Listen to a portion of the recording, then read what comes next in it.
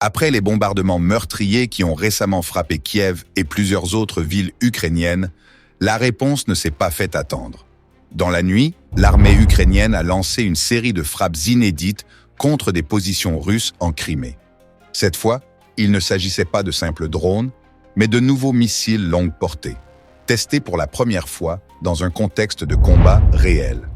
Selon des images satellites relayées par des canaux russes, dont Astra, plusieurs cibles ont été touchées près du village de Balachino, au nord de la Crimée. Des bateaux, des bâtiments militaires et des installations logistiques auraient été endommagés. 3 missiles ont été tirés, 2 ont atteint leur cible, un 3e est tombé plus loin. Mais l'événement a surtout une portée symbolique. Kiev montre qu'elle est désormais capable de frapper loin derrière les lignes russes. Les autorités ukrainiennes parlent d'une riposte nécessaire après les frappes sur la capitale. Ces nouvelles armes, baptisées provisoirement Flamingo, disposeraient d'une portée allant jusqu'à 3000 km. Une évolution qui inquiète sérieusement Moscou, car elle place non seulement la Crimée, mais aussi de vastes régions de la Russie à portée de tir.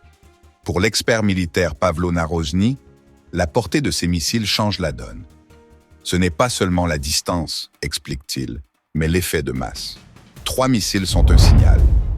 Mais des dizaines, voire des centaines, pourraient cibler des raffineries, des dépôts de carburant, des usines du complexe militaro-industriel et d'autres infrastructures vitales en plein cœur de la Russie. Contrairement aux drones utilisés jusqu'ici par Kiev, souvent interceptés et limités par de petites charges explosives, ces nouveaux missiles transportent une ogive puissante. Leur capacité à traverser la défense aérienne russe reste à démontrer, mais leur utilisation en Crimée illustre une tactique précise. Tester la précision, observer les résultats et contraindre Moscou à renforcer ses défenses là où il se croyait à l'abri. Car au-delà des dégâts immédiats, ces frappes obligent la Russie à redéployer ses systèmes de défense aérienne. En renforçant la Crimée, Moscou fragilise la protection d'autres zones stratégiques plus au nord, ouvrant la voie à de nouvelles opérations ukrainiennes. De son côté, la Russie affirme avoir intercepté une partie des missiles et minimise l'impact de l'attaque.